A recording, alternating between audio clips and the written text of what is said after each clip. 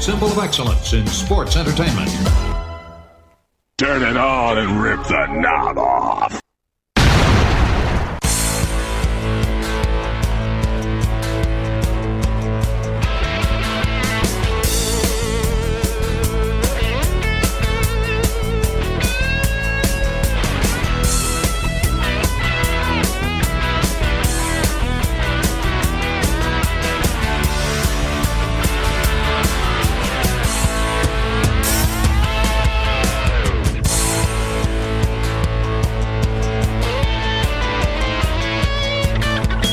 Hey guys, and welcome back to the Wrestling Memory Grenade, episode 94, as we begin the month of September TV for the World Wrestling Federation in 1987. And as always, I am your host, Ray Russell, and apologies in advance, guys, this week for my voice.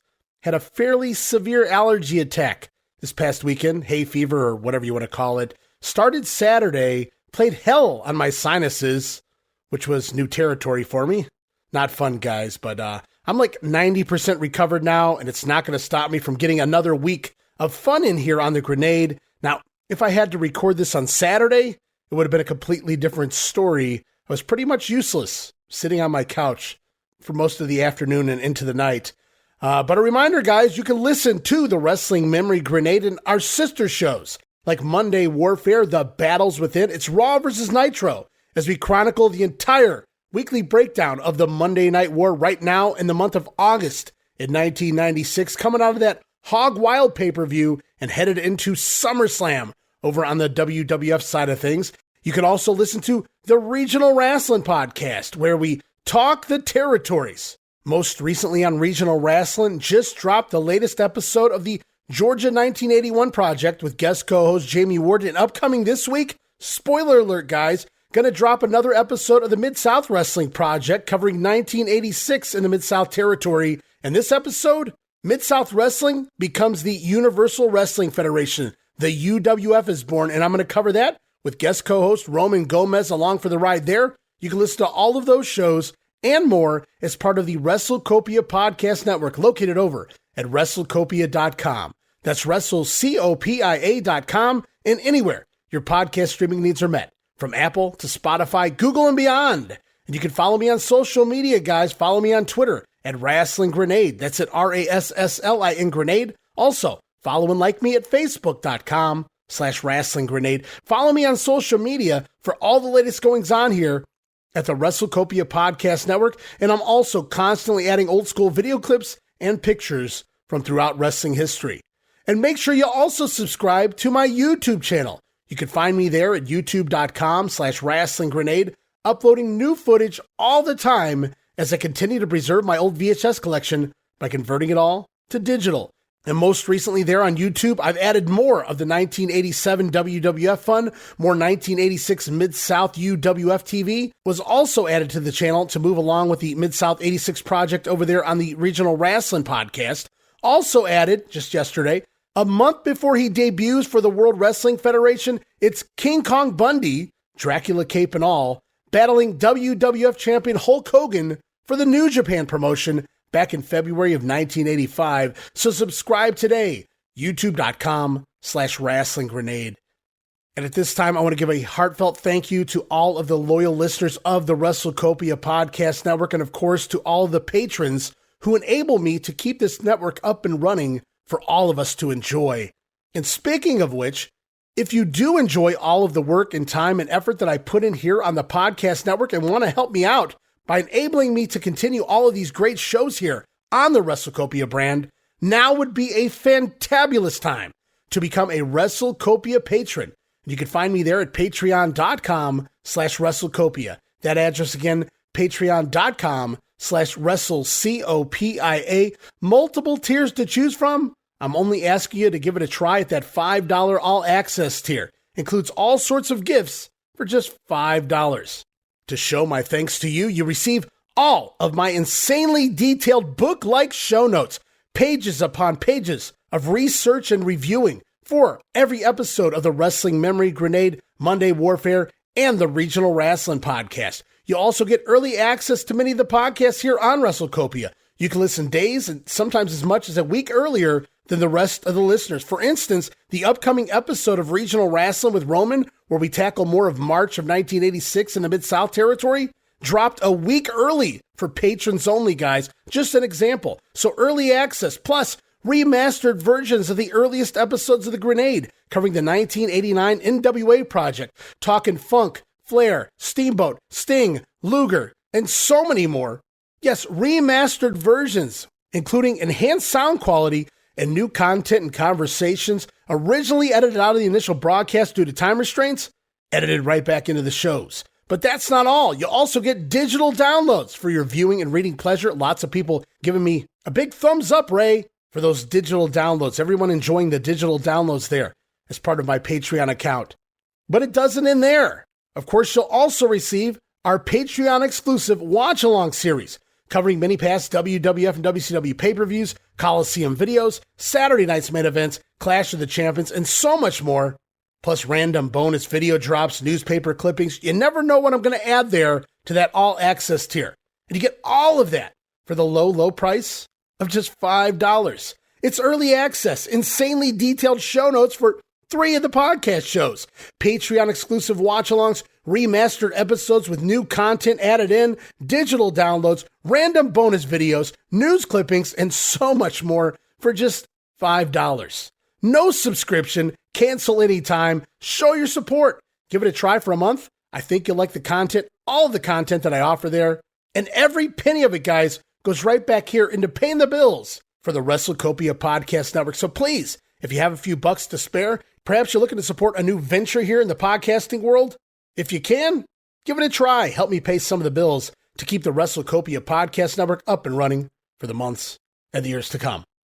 And now, guys, with all of that out of the way, it's time to jump into September of 1987 WWF TV here this week. And we kick things off with the September 5th edition of the Superstars of Wrestling.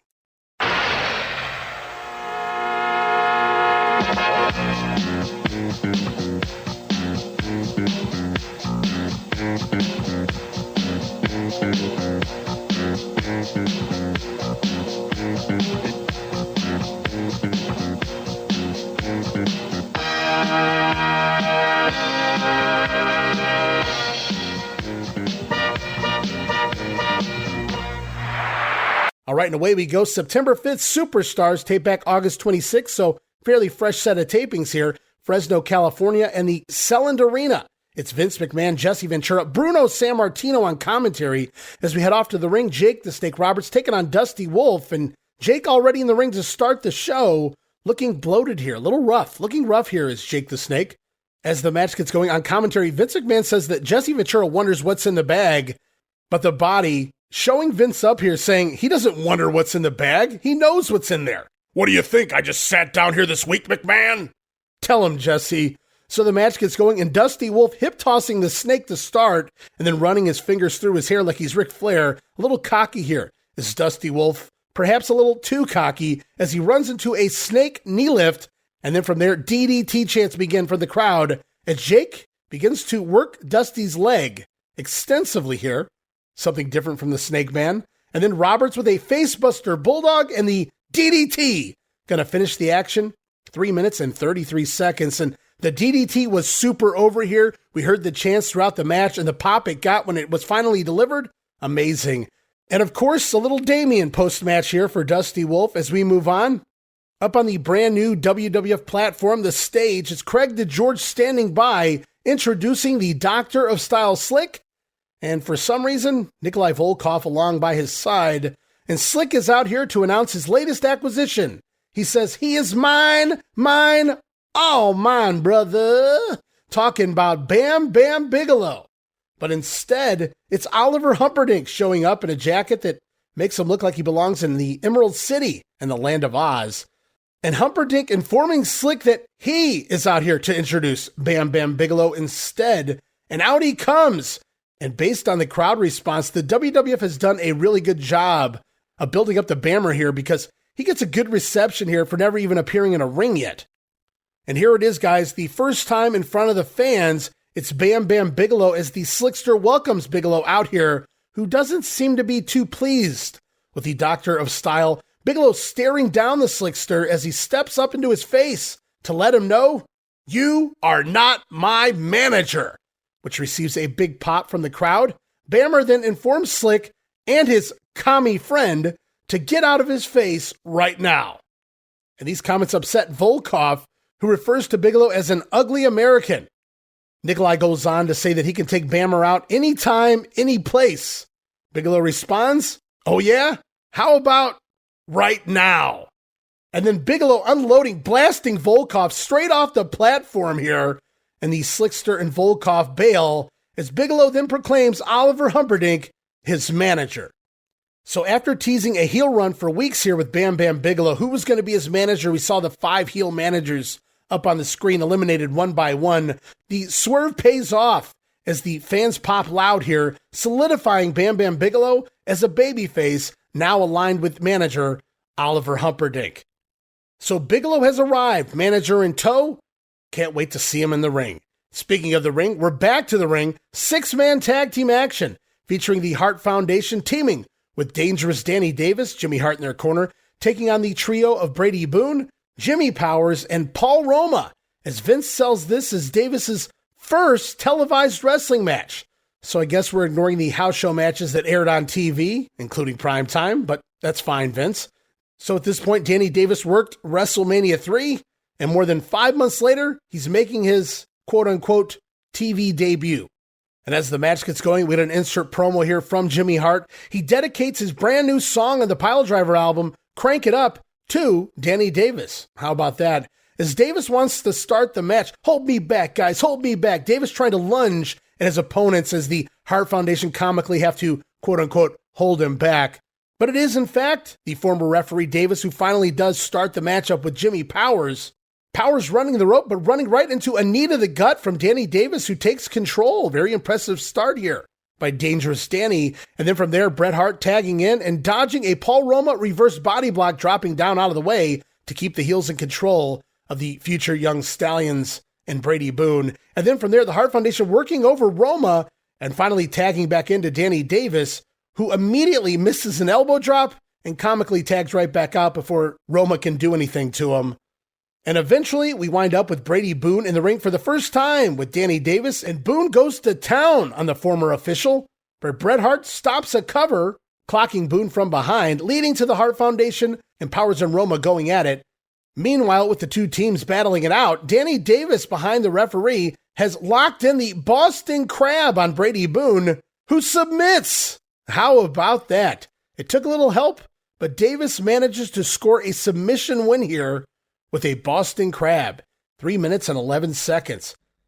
Undefeated here on syndicated TV now is Dangerous Danny Davis. As the show continues on, remember it wasn't too long ago Kim Patera injuring that right arm of his, tearing a tendon. Ugh, no fun. We're off to this brief Kim Patera promo. When I returned to the World Wrestling Federation, I anticipated lumps and bumps, a lot of bruises, and a lot of pain, a lot of agony. I'm going to tell you, Bobby the Brain Heenan, and the rest of your goon squad, I never anticipated a busted-up arm that required a lot of surgery and a lot of time to heal. But I'm going to promise you one thing, I'll get even. Okay, and so in this promo, guys, Kim Patera showing off his arm injury. It's in a cast or a brace or whatever, blaming Bobby Heenan and the Heenan family for the injury and promising to get even. Kenny, last I checked, Tom Stone wasn't in the Heenan family. But nevertheless, a quick 20-second promo there. Patera basically letting everyone know that he will be back and look for more revenge on the Heenan family. It's going to be a couple of months before Patera's return to the ring, as we do now return to the ring to see Don Muraco take on Tim Patterson, and more changes around the promotion as we see the babyface debut of Don Muraco here on TV, who is introduced by the Fink as the Magnificent Muraco, but immediately corrected by Vince McMahon on commentary, repeatedly referring to Muraco as The Rock. And during the match, we get an insert promo from former partner Cowboy Bob Orton, who is clearly still gunning for Don Muraco here. And I'd say the nickname Rock makes a lot of sense here, as the Magnificent One is becoming a Rock of steroids.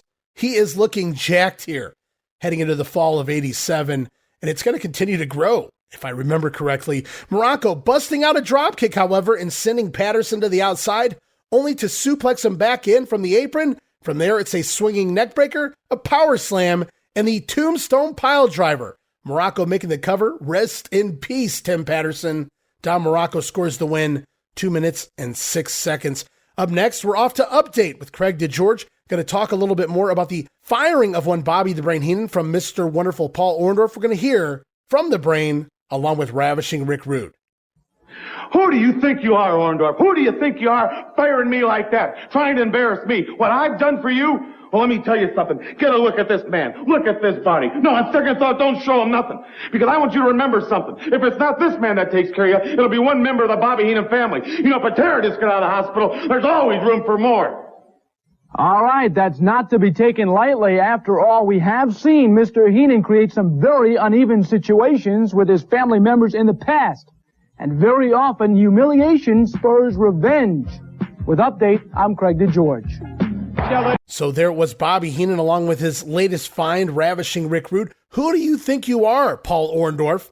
Making a mockery of Bobby Heenan, the Heenan family. Revenge is in the mind of the Brain here. As we head off to more dog tips this week from the British Bulldogs, apparently. This week, they encourage you to take your dogs to the veterinarian. Make sure they have dog tags and get their annual shots. So the dog tips continue on TV as the Bulldogs continue to be just about as inhumane to poor Matilda as possible behind the scenes, or so the stories go. And then back to the ring, Killer Khan, Mr. Fuji in his corner, taking on Mike Starr here as we see the thrust kick, green mist, a backbreaker, and the diving knee drop. This time from the middle rope, so Killer Khan giving up on that top rope, at least for now. Diving knee off the middle rope this week, going to give Killer Khan the win in 1 minute and 45 seconds. And I felt like they had a great angle on the snake pit to sell Khan for Hogan on the house shows. And I felt they did a good job having Killer dominate these job guys every week on TV and continue to get that mist gimmick over as well, because it played a big part in the finishes of the Hogan matches. But with the Hogan matches now finishing up on the house shows, I don't know where you go next with Killer Khan. A very one-dimensional character with such a small moveset. Up next, guys, another soundbite for you. I pulled this one from a recent edition of Primetime Wrestling. It's Mean Gene Okerlund standing by with Jesse the Body Ventura.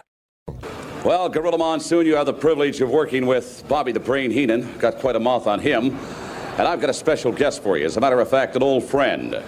Only one of a kind. Jesse the Body Ventura, San Diego, California. Welcome back to Primetime Wrestling. You got quite a movie career going for yourself, don't you? That's right. I got a great movie career going for me, Mean Gene, but I'm here to talk wrestling. I'm here to talk primetime wrestling and to tell the truth, once and for all, why Jesse the Body is not on primetime wrestling anymore. Okay, let's hear it. What's your side of the story? Yeah. It should be me and Bobby the Brain Heenan hosting primetime wrestling, but Gorilla Monsoon, you think that I'm not on to your ploy? You think I don't know what you did, that you got that politician producer, Nelson Swigler, right in your back pocket? You're the one, Monsoon. I was too smart for you. I was too good for you on that show. I was stealing the ratings, and I had all the women chasing me. It's Monsoon who's responsible for me not being on primetime wrestling. And I just want to warn you, Bobby the Brain Heenan, that it might happen to you. What you shaking your finger about? Were you actually fired, Jesse? I heard rumors, but I want to get you to confirm it. No, I was not fired. I was asked to resign. You know how that goes in the political world. I think I've heard that one before. Yeah, you know, they did kind of the same thing to Gary Hart. You know, you have too many women around you, people get jealous. Gorilla Monsoon, he ain't had a woman look at him in 20 years. You know, Jesse, I may as well admit it. I seen you recently at one of those big, I don't know, press party or something. Yes, for the big Schwarzenegger movie, Predator. And I saw there must have been 6 or 8 women hanging on you. Hanging all over me, Gene, and I'll tell you what what it is? They just want to touch my sweat. That's not it. They're too old to stand up on their own. I saw them. You had the old blue hair. You're one of Swagler's friends too, aren't you? No way, Jesse Ventura. Gorilla, we're going to be back to you in more action after this. So Jesse blaming Gorilla Monsoon for replacing him with Bobby Heenan on primetime because Jesse says he was all the ratings on the show, and now warning the Brain he could be next to be cut from the show, putting over Bobby Heenan. It should be Jesse Ventura and Bobby Heenan hosting Primetime Wrestling. Well, that would be interesting, at least for a week. Gene having some fun here with Ventura in a throwaway segment. As we head back to the ring, it's the Macho Man, Randy Savage, Miss Elizabeth in his corner, taking on Tiger Chung Lee, as Ventura continues to state that the Macho Man is getting soft for letting Elizabeth walk in front of him, as Vince continues to fawn over the lovely Elizabeth. And the crowd popping huge here for Macho Man, and what do you know, Savage even working a heel preliminary worker here in Tiger Chung Lee, as we get an insert promo from Elizabeth, who disagrees with the recent comments made by the Honky Tonk Man from last week. Remember, Honky said that he was the greatest Intercontinental Champion of all time. Elizabeth disagrees with that. She believes it's Randy Savage. Plus, she doesn't really like Honky's style. Uh-oh. I fear for a rebuttal here. And more fun commentary throughout this matchup as the man who tells it like it is, Ventura, calling out both Vince McMahon and Bruno Sammartino for putting over Macho Man this week, jumping on his bandwagon all of a sudden after shitting on him for the past 2 years. And I quote from the body, "Bruno, you physically attacked that man," referring to Sammartino grabbing hold of the Macho Man, choking him down after that incident just about a year ago with Ricky Steamboat. But thank you, Jesse, calling these announcers out who jumped from shaming a guy to putting him over simply because they're making a babyface turn. Jesse Ventura acknowledging what we can see at home happening, and I love him for it. As back to the action, Tiger Chung Lee with some generic striking offense here, but Savage slamming Tiger off the top rope, and the flying elbow drop got to get the win. 2 minutes and 44 seconds, and it's been fun watching more and more fans cheer for Savage with each passing month here in 1987. The gradual turn has been done so well, but at first it was Gorilla on Primetime kind of putting over Savage, and now Bruno and Vince making it very clear the Macho Man headed towards a full-time fan favorite. As up next, we get another VTR from Jimmy Hart and the Intercontinental Champion Honky Tonk Man. Some of you didn't hear what I said last week when I said I was the greatest Intercontinental Heavyweight Champion of all time. Some of the former champions are a little bit upset, I understand, namely Macho Man Randy Savage. Well, let me tell you this, Macho Man, you can't wrestle as good as I can, and you can't sing, and you sure can't dance like the honky. Just speak of. And some of us didn't hear him last week. And those who did, well, some of the former champions, IC champions, are upset at the comments made by the greatest Intercontinental Champion of all time. Specifically, the Macho Man Randy Savage. So Honky Tonk Man reiterating, Savage isn't near as good of a wrestler as Honky Tonk is. Why, he can't even sing or dance. The Honky Tonk Man is better. The Honky Tonk Man is the greatest. Poor choice of last words here. Honky Tonk Man all but asking for a Macho Man response. And I have to imagine it won't be pretty. As the show rolls on, we hear from Rick Derringer again, the singer of the upcoming Demolition theme, as well as Rock and Roll Hoochie Coo with Mean Gene. Of course, Derringer here talking about that Piledriver album. It's good shit, pal. As we're back to the ring, one final matchup here this week on TV here for Superstars. It's the Killer Bees taking on Steve Lombardi and Iron Mike Sharp. And per the usual, the Bees getting the closing match on the show to act as filler, while the announcers use the segment to sell an angle. And here, they talk about the Bam Bam Bigelow Slick segment from earlier in the show. Ventura thinks the squatty little fat troll, Oliver Humperdinck, in his words, will be paying some dues after what happened earlier here on the show. As Vince says, we will hear from the Doctor of Style and Nikolai Volkoff, who have apparently issued a challenge to Bam Bam Bigelow. We're going to hear from them at the end of the program here. As the Bees with quick tags on the offense early, Brunzell trying for a figure four leg lock on Lombardi, but Iron Mike Sharp coming in clubbing Brunzell with his questionable forearm brace, and the heels going to take over on the offense briefly, but Brunzell finally able to make the hot tag out to B. Brian Blair, who takes on both men, nailing Sharp with the bee sting, and then scooping Sharp up into a bear hug for a Brunzell drop kick. I guess the Bees version of a heart attack there. Brian Blair playing the anvil, scooping Sharp up in the bear hug, but instead of a hitman clothesline, Brunzell getting that high jump in with that drop kick, and the Bees going to score the win, 4 minutes and 13 seconds. As we're off to yet another Mean Gene Okerlund promo this week, also grabbed from a recent edition of Primetime. Mean Gene standing by with the $1 Million Man, Ted Dibiase. All right, I thank you, Gorilla Monsoon. I noticed a couple of weeks back that nice gift that you presented Bobby Heenan. Very appropriate. A gold brick, just in case you didn't know. Here is a gentleman who has entered the World Wrestling Federation. And man, oh man alive, does he have tongues wagging, people talking. Virgil, come on in, along with the $1 Million Man, Ted Dibiase. You're throwing that money around, Ted Dibiase, at an incredible rate. How long does it last? As long as I want it to, Mean Gene, because with enough money, and believe me, I've got all that I need, I can do anything I want, I can have anything I want, I can buy anything or anybody that I want.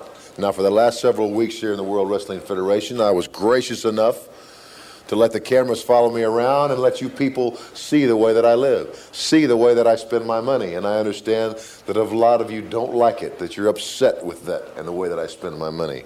Well, Virgil here isn't upset with the way I spend my money. And if you're upset, I really don't care. If you want to say something to me about it or do something about it, see Virgil. But I'm here in the World Wrestling Federation to make a statement. I can buy anything I want, but once you've bought all of the material things that you want, what's left? What's left to have? Power. And where do I find that power? By climbing to the top of the ladder in the World Wrestling Federation and the World Heavyweight title. That is the ultimate goal, because then I will have everything. There will be nothing left for me to want or desire. There's one thing that you can't buy, and I think we all recognize that. That is great wrestling talent. I'll compliment you. You've got that. If I could buy a golf game, I'd be a scratch golfer, but that just doesn't happen.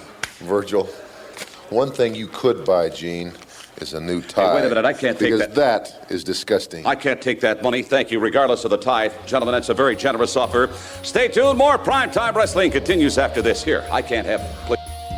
So there it was, a pretty generic promo there describing his character yet again as Ted Dibiase, but this was done right before he really clicked with the character this promo was taken. So Gene's saying you can't buy talent, and the one thing that Dibiase has is definitely talent in the ring.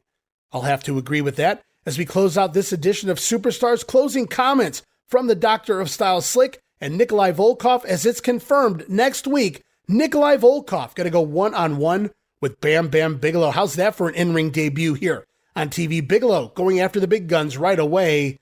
And, well, it finally happened. We saw it, guys. The debut of Bam Bam Bigelow, and straight away plugged into a matchup next week on TV. Sadly, yes, it is against Nikolai Volkoff, but thankfully, this is a 2-show story arc and not a long-term feud.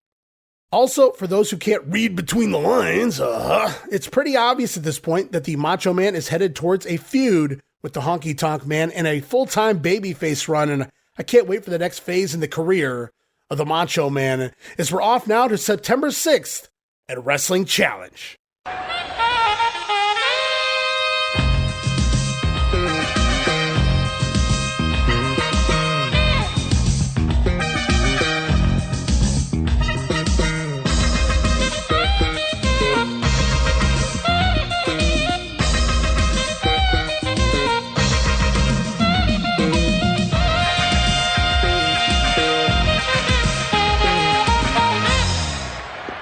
Here it is, Wrestling Challenge, September the 6th, 1987, tape back August 25th, San Francisco, California, at the Cow Palace.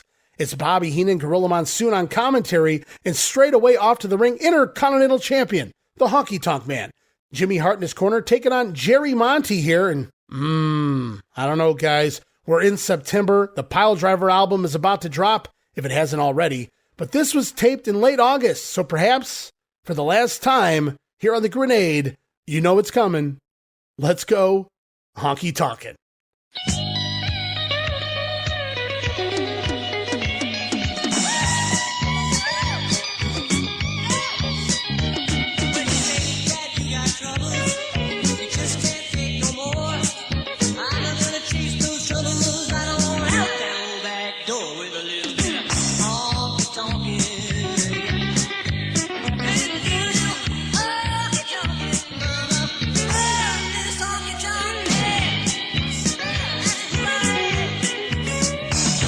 All right, and here we go. Insert promo from Jimmy Hart heading into the matchup. Hart is upset that Hulk Hogan is on the cover of the new Piledriver album when it should be Jimmy Hart and the Honky Tonk Man.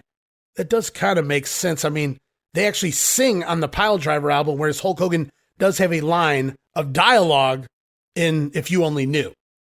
But hey, it's all about merchandising. Hulk Hogan, the #1 seller. Makes sense to me on a business standpoint anyway. And coming out of last week, Honky Tonk Man had made that proclamation of being the greatest IC champ.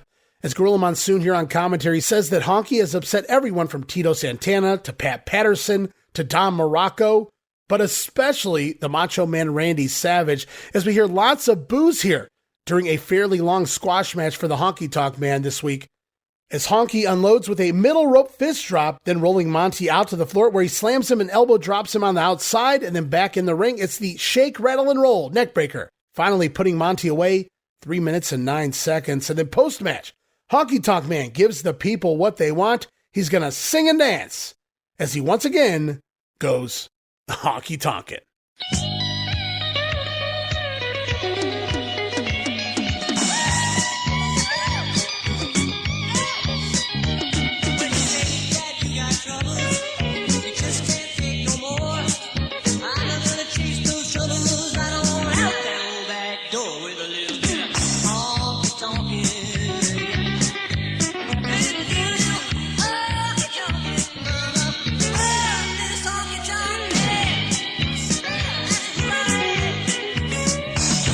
All right, so they're getting over that Macho Man, Honky Tonk Man storyline on both Superstars and Challenge there, so you absolutely know that's coming. Honky Tonk Man getting more and more heel heat by the week, if that's possible at this point. As we're off to the Battle for Bam Bam here, continues on Challenge, kind of odd. Bobby Heenan eliminated here on Wrestling Challenge this week, even though we just saw Slick eliminated and Oliver Humperdinck named manager on Superstars. But that's okay. Next week on Challenge, they're going to catch up to the finish of the Battle for Bam Bam.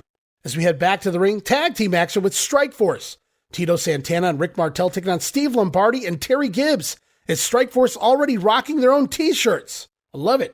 And it's cool to still see Terry Gibbs here on TV, but he's slowly moving off the house shows down to just about doing TV jobs only. And that'll go on until the middle of 1988. So we still get some Gibbs for a little while here. As many know, he's one of my favorite enhancement talent of all time. And of course, we all know Steve Lombardi's deal, the Brooklyn Brawler, going to notch his own legacy in wrestling history. As the Piledriver album discussion never ends here on TV, Gorilla Monsoon talking more about the upcoming record. Gorilla talks about Robbie Dupree singing Girls in Cars. Says the song was made for Strikeforce. I don't really know why, but okay. Gorilla says his favorite song on the album is Girls in Cars. Sure it is, Gorilla. As we go off to an insert promo from the living legend Bruno Sammartino. What's this about? Bruno says in his entire career, he's never seen a team as good as Strikeforce. Mark Bruno's words, Strikeforce will go all the way. The word from the living legend, guys, as it's fancy footwork in the ring by Martel early in the matchup on Terry Gibbs, and then it's Tito Santana's turn with Steve Lombardi as well. Martel back in with a nice Hurricane Rana, and then Tito having trouble briefly in the heel corner, but hot tags it out to Rick Martel, who is a house of fire with drop kicks o'plenty here, before Tito back in with a flying forearm on Lombardi, Strikeforce picking up the win, 4 minutes and 15 seconds.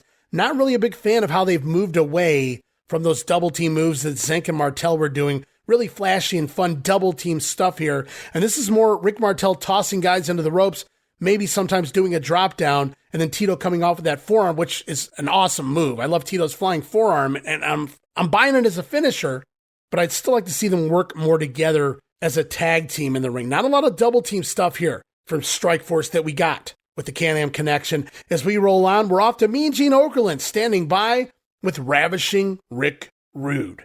All right, I want to introduce to you one of the great superstars, a relative newcomer to the World Wrestling Federation from Minneapolis, Minnesota. He is Ravishing Rick Rude. He is the newest member of the Bobby Heenan family. Before I proceed in talking about you, Rick Rude, what about this latest blowout in the Bobby Heenan family where Paul Orndorff fired Bobby Heenan and hired Oliver Humperdinck to be his manager? Oh, rewind that, Mr. Mouth.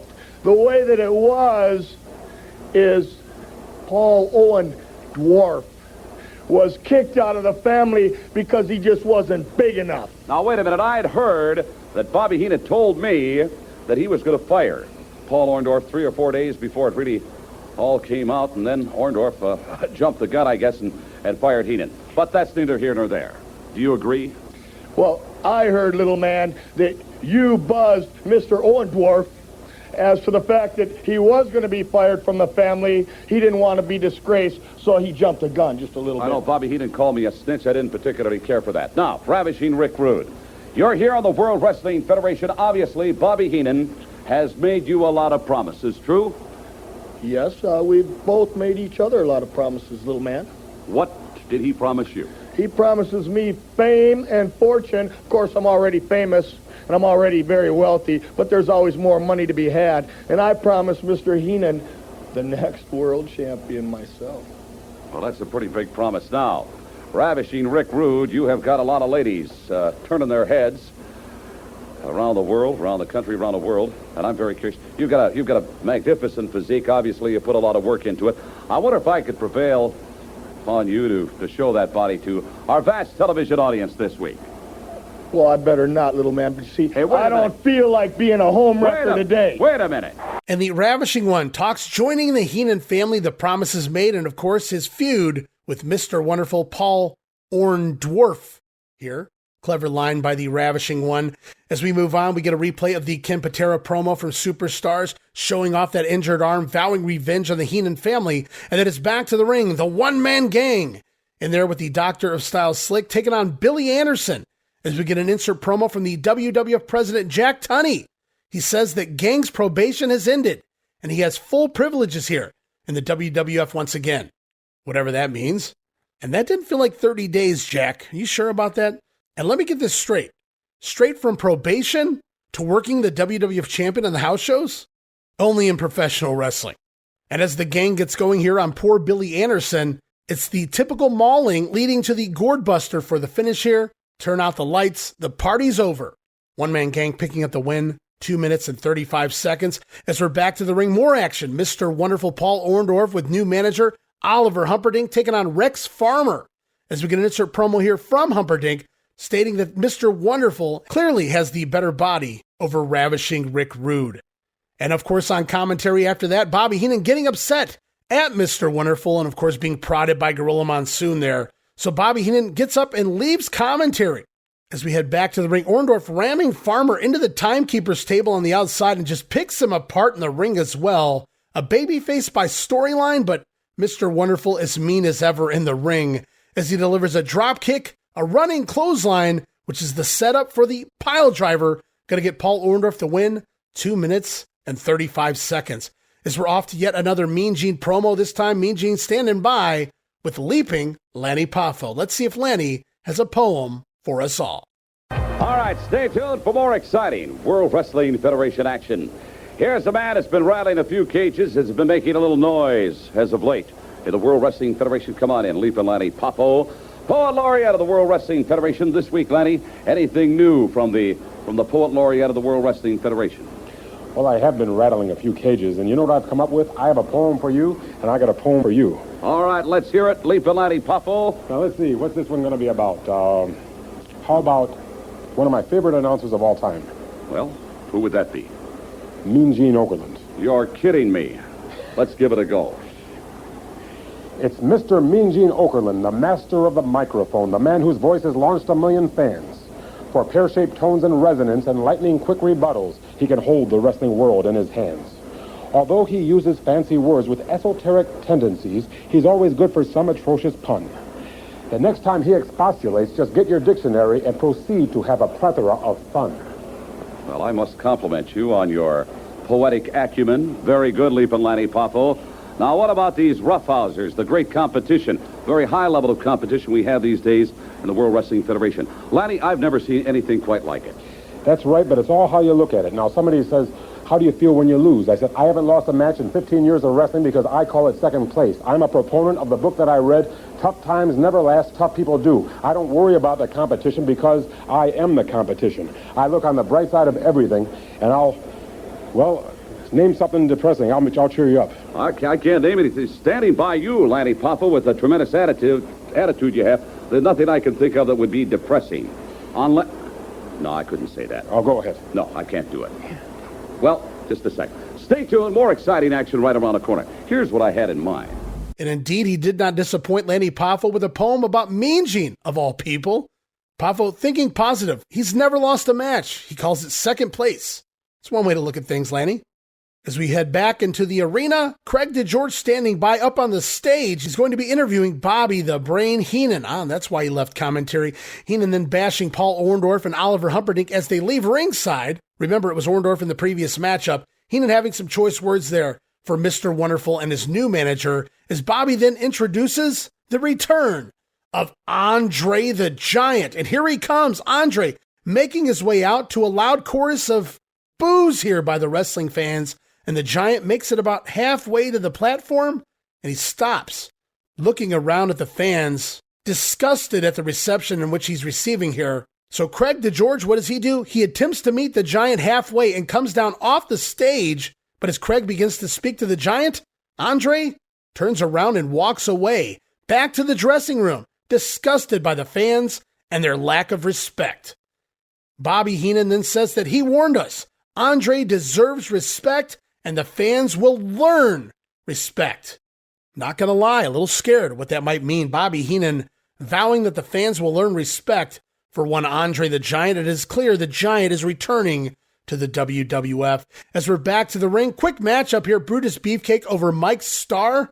Nothing to it here. Sleeper hold gonna get the win. 1 minute and 57 seconds. And of course, a little strutting and cutting on Mike Starr after the matchup. As we go back for more action now, it's the Islanders of Haku and Tama, Bobby Heenan in their corner, taking on Jesse Cortez and Steve Gatorwolf, as the Islanders looking badass here in their gear, and Johnny V going to join commentary with Bobby Heenan at ringside. We get an insert promo here from Jesse Ventura as things start out as well. We heard from Bruno during the Strikeforce match. Well, now it's Jesse during the Islanders here, and much like Bruno put over Strikeforce, it's Ventura here putting over the Islanders as the future tag team champions. In the ring, Jesse Cortez, a.k.a. Jesse Hernandez, he's been around since the mid-1970s, guys, and he's trained quite a list of wrestlers over the years on the West Coast, believe it or not. Meanwhile, Steve Gatorwolf, less said about him, the better. Or, you know what? For those who don't know this needs to be made public. Gatorwolf arrested back, I think, in 2014 for sexual assault on a preteen child multiple times. It was said to have been like an acquaintance's daughter or something along those lines. So just absolutely disgusting.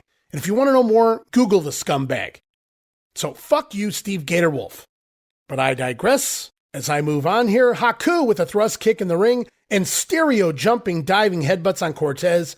Going to give the Islanders a definitive win in 2 minutes and 49 seconds. And it's just too bad that Haku didn't know in 1987 what Steve Gatorwolf would do down the line. Or maybe Gatorwolf wouldn't have lived to do those crimes. Or at least maybe he wouldn't have had the appendages to do those crimes. Scum.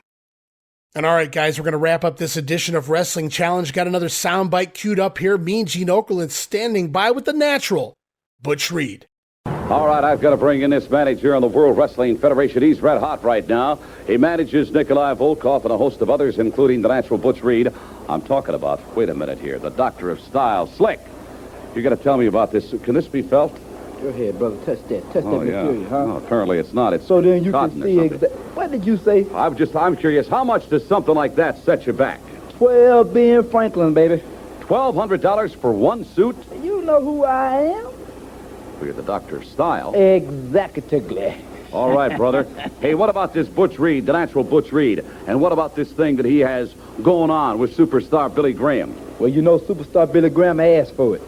So come on in here, brother, and let him see that what you see. Oh, brother. Oh, I'm gonna get it. Exactly. Take a look at it, baby. All right, Butch Reed, naturally. Billy Graham and you in a body pose down here a number of weeks ago. And I don't know what got into the minds of you and Slick when you Pearl Harbored the man. Well, there's nothing in our minds that don't stay on our minds naturally. And I ain't Pearl Harbored nobody. Right. The fool just didn't turn around. That's all. He knew he was going to get cold-cocked sooner or later. He knew he couldn't just walk in my four-square circle because it's mine when I'm out there and expect me just to sit back and skin and grin. These do my skinning and grinning, Billy Falling Star Graham. And let me tell you something, boy. I've told you before. I told you twice. There's two things that don't last long in professional wrestling business, you understand? And that is old dogs chase cars and old broke-down wrestlers like you chasing the natural Butch Reed. And now, Butch, what about the way the superstar was received, though, by those fans that weekend for the Yeah. Well, you understand, anybody will give anybody a warm welcome if they ain't seen him for a long time. And then when he comes back, he starts charming and skinning and grinning, kissing on drooling babies and hugging on fat, nasty women and getting all these pats on the back. But see, Butch Reed walks alone. Me and Slick do our own thing. We don't have to be doing all that old under the table work, you understand? Because we got it all natural right here. And Billy Graham, you gonna get it natural somewhere down the line, because somewhere when we meet, you can forget about the pose down. You can forget about kissing them old drooling babies. You can forget about hugging them old fat, nasty women. And you can start worrying about wrestling me. But I'm not gonna do no wrestling. I'm gonna do some beating up. I'm gonna put some knuckle knots on that big bald head of yours, boy. You get ready. Thank you very much, gentlemen. Slick and the natural Butch Reed. Some great lines here this week by Butch Reed. I loved them. He says he didn't back jump Billy Graham. The superstar just forgot to turn around. I wrote, ha, great line there. And of course, referring to Billy Graham as the falling star rather than the superstar. And that'll wrap up this edition of Wrestling Challenge. So now we move on to Primetime Wrestling for September the 7th, 1987.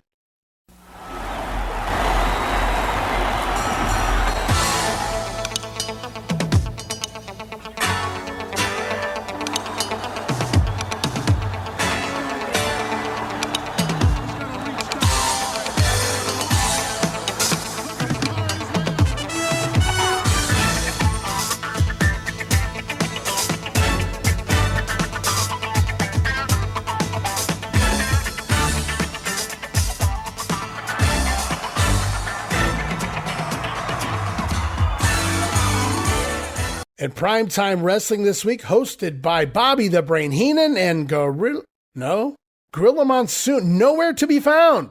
Where's the gorilla? Let's listen as Bobby Heenan explains.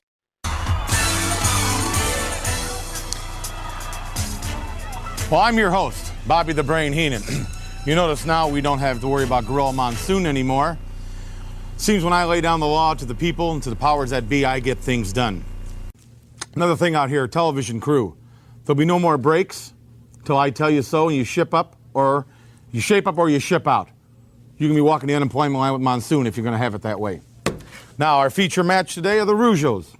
The Rougeaus against the Hart Foundation for the WWF World's Heavyweight title. You know, a lot of things have changed in my life now. I don't have to take any more guff from Gorilla Monsoon. I'm considering changing prime time to another night of the week, because Mondays I'm just not up for. I party too much on the weekends. A lot of changes are going to happen because I'm Bobby the Brain Heenan. I'm not going to be pushed around anymore, and I'm going to select my new co-host. I'll let everybody know pretty soon who it's going to be. Be sitting right here in this chair next to me. I got my phone, got my papers, I'm running the ship, no trouble. Our first event features Tiger Chung Lee and Steve Lombardi. They're up against a new team. Everybody's talking about professional wrestling. Strike Force. First time here on Primetime, Rick Martel and Tito Santana. Well, now maybe that impresses you humanoids out there. Doesn't really impress me. Everybody seems to be rather impressed with them, but I'm not. See, a lot of changes are happening. So you want to go to the first match? Let's go now. Now.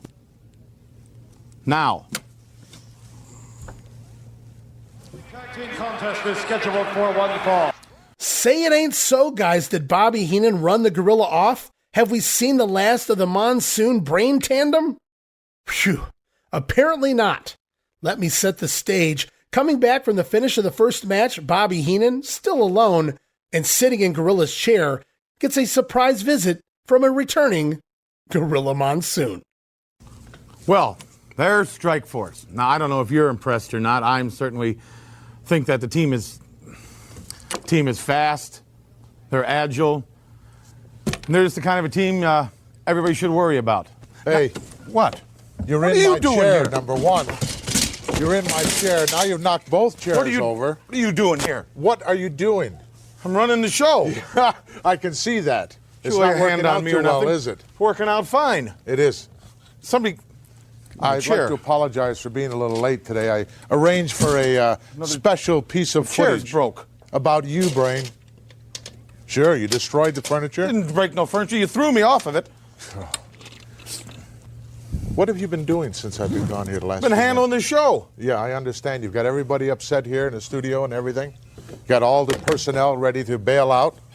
You just get in your chair over there where you belong. That chair over there. And the visuals here, they make this segment, but fun audio as well. Gorilla comes up behind Heenan, startling Bobby as Heenan goes falling out of his chair, and the chairs go tumbling off the elevated platform there that the desk is on. So Gorilla Monsoon showing up a little late to the show this week. He can do that. He's the host, whatever. And really fun physical sell job there by Bobby Heenan. Physical comedy right up there with his verbal comedy as well. And what is that on Gorilla's head? Well, it's not a rug, but I had noticed Gorilla Monsoon had recently gotten a haircut. And this week, he seems to have had his bald spots on the top filled in with some kind of fake hair type spray and of the wrong color, a little too light on top there for Gorilla Monsoon. So go back to the OG, original Gorilla is what I wrote here. And I posted some pictures of this new hairdo here of Gorilla Monsoon, which, spoiler alert, guys, it doesn't last too long. But Gorilla Monsoon trying to fill in the bald spots since he got a little haircut. Of course, the shorter hair showing off more of the balding. Gorilla trying to cover it up. And this is what we got. But Gorilla can do no wrong, so we move on. The next clip, taken from 4 separate excerpts here of the conversation throughout the show, leading into the outro. Bobby Heenan has decided he wants primetime to move to another day of the week. Let's see if he can succeed in getting his wish. Boy, how refreshing it was to have someone like Mike McGuirk sitting there instead of you. You. Well, I'll tell you what's going to be both blondes, but she's a lot more attractive than you are. I'm sure. Depends how you look at it. Well, I mentioned at the start of the program when I was in my chair over there hosting that. You mean in my chair? Whatever. But I'm kind of fed up with Monday nights here. I have such a good time on the weekends. Golfing, partying, going over to the mansion with Bruce and Hugh and different things I do in Beverly Hills that I've decided now that I'm going to call Kay Kopowitz at USA here, and I'm going to have primetime moved to another day. Yes. What day would you like to be here? Monday's just fine with me. Good, then I'll move it to Thursdays. We have millions of folks out there that are very happy with Mondays. I'm not concerned with their happiness. I'm concerned with mine. I'm going to get on the phone a little bit and do a little leaning. Folks, we'll be back with Tito Santana in just a moment. Well, I believe the tank was empty on the Outlaw. He might well have gotten back into the ring. Well, see, Mondays are just, it's coming off the weekend and everything, and are you with travel and everything? I think Thursdays would be the best bet. You mean you get drunk on Sundays? Isn't that what you mean? Hold on. The weekend's too heavy for you? Oh, it's traveling and everything. I'm busy. Sure. Don't mind him. So Thursdays would be the best. The Brain thing for obviously pleading this case with Kay Kopowitz, the head honcho here with the USA Network. And I don't know what end it will come. Mondays are just fine for me. I don't particularly care to Monsoon doesn't matter one way or the other. He has nothing to do. I didn't say that. What he does. I did not make that remark. But I think I should have some leverage. Lying as usual. Lying individual. Plenty more action still to come here on Primetime Wrestling this week, and it'll all be coming your way in just a moment. Would be nice. Please. It's for you. You can bet on it. Anytime the Hart Foundation gets in trouble, they immediately go to Dangerous Danny Davis. Yes. And of course, the Colonel's Brain here. Obviously speaking with Kay Kopowitz. Well, same to you. Head person. Great. I knew it. I knew you could do it for me. Head lady, I might add. I appreciate that. Pleading his case. That's a good day for me because Monday's, it's a little rough. Monday's a good day for me. Well, it doesn't matter about him. He doesn't do nothing anyway. He just hangs around the house. Any days really doesn't matter to him. Okay, I appreciate that. Can't believe this. That's going to be just great. Can't believe this is happening. That little thing we talked about, it's on. Please, give me a break. Bye-bye. What is it? We're moving to Thursdays. We're moving to Thursdays. Yes, we are. Primetime Wrestling? Primetime Wrestling is moving to 9 p.m. Eastern Standard Time, Thursdays. What date? You didn't tell me that. I'll have to go back on that. Well, folks, that wraps it up for another week here on Primetime Wrestling. And during our last break, I did, in fact, speak by phone with Kay Kopowitz, the president of the USA Network, and it is true. We are moving to Thursday nights, starting September 17th.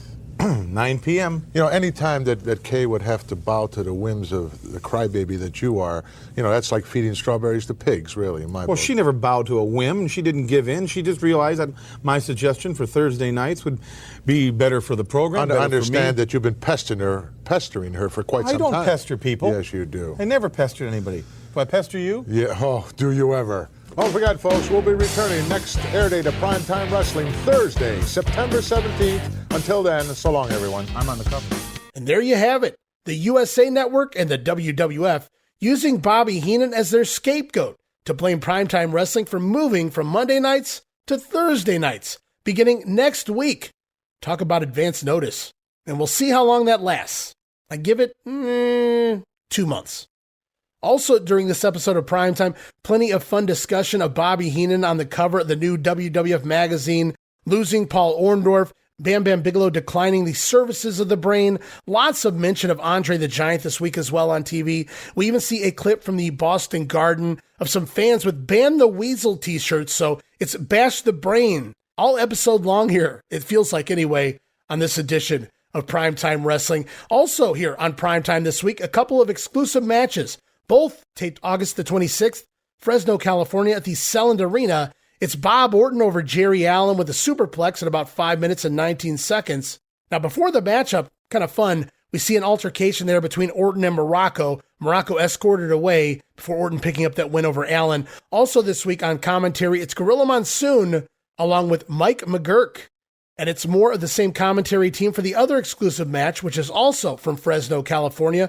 It's Tag Team Champion Hart Foundation with Danny Davis and Jimmy Hart in their corner, defeating the fabulous Rougeau Brothers on a countout.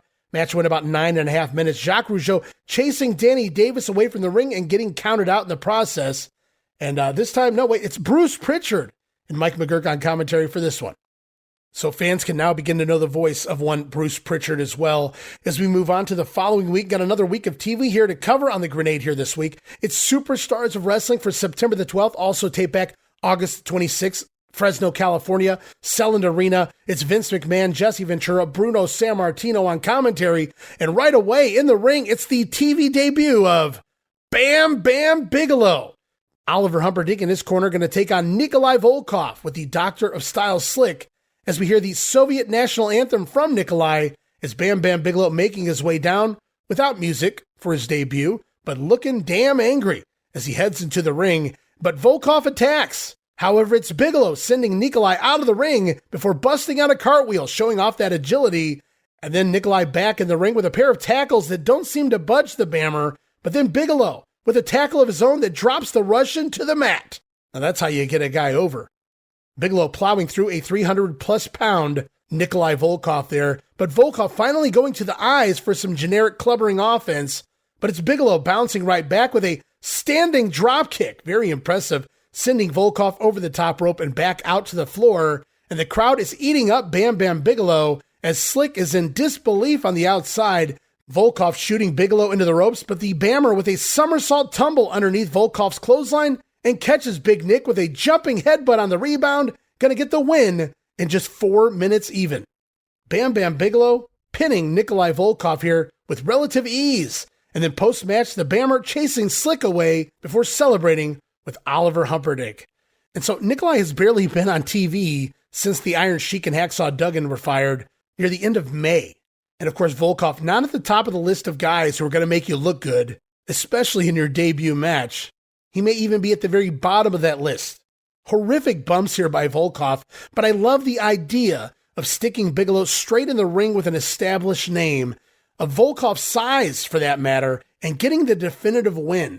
And Nikolai getting very little offense in here, meaning Bigelow comes off as a beast, as it should be, and it shows you Bam Bam Bigelow isn't here to play, and he's already in that upper tier of talent. So maybe not the best choice of an opponent here for the debut for the Bammer, but I like the way this is trending. As we go off to Craig DeGeorge standing by up on the stage this week, Craig's guest, the $1 Million Man Ted Dibiase, and his bodyguard Virgil. Dibiase reminding us that he's rich, we're poor, and that makes him better than any one of us. Ted goes on to say, young or old, Kids are just like their parents. Even kids have a price for the $1 Million Man. Is Dibiase then offering a young boy $300 if he can do 10 push-ups? Do you want to make some money from the $1 Million Man? You can do some push-ups for me?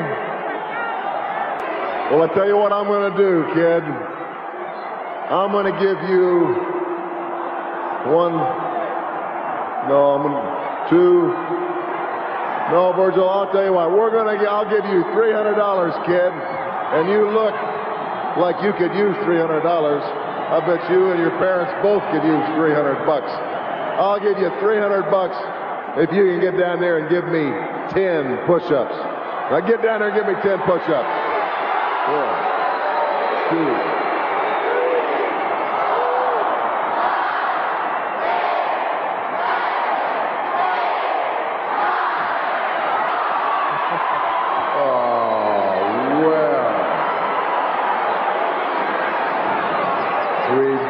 Get the 10 now, did we? But we gave it a real good try, didn't we? I did my best. He did his best. But he didn't get the 10. What do you think, Virgil? Did he earn the $300? You know what, Virgil? I'm going to have to agree with you, because you see, kid, doing your best just ain't good enough for the $1 Million Man. You don't get the money. You know what else? You're just like all of these other people in this crowd. As well as being poor, you're all a bunch of suckers.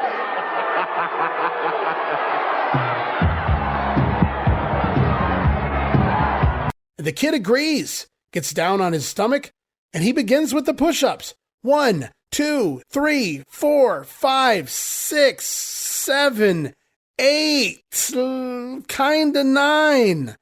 But, good try, buddy. We didn't get to 10. Now did we? The kid tells Dibiase, I did my best. But Dibiase reminds him, you didn't get to 10. And doing your best just isn't good enough for the $1 Million Man. So, kid, you don't get the money. Let that be a lesson, guys. Life lesson number 1. And I wrote fucking awesome promo here by Ted Dibiase as Ted closes the segment by stating that the kid is just like the rest of the crowd. They're not just poor, they're also suckers. And we get a very early Dibiase laugh here as well. So the laugh creeping into the character as well at this point. And a really hot start to the show here this week, getting over one of the top new babyface acts in Bam Bam Bigelow, and then continuing to get over the dastardly new asshole heel that is Ted Dibiase. You can feel the changes in the company with all of the fresh talent coming in, and I really love this segment because they found a way to get Dibiase more heel heat.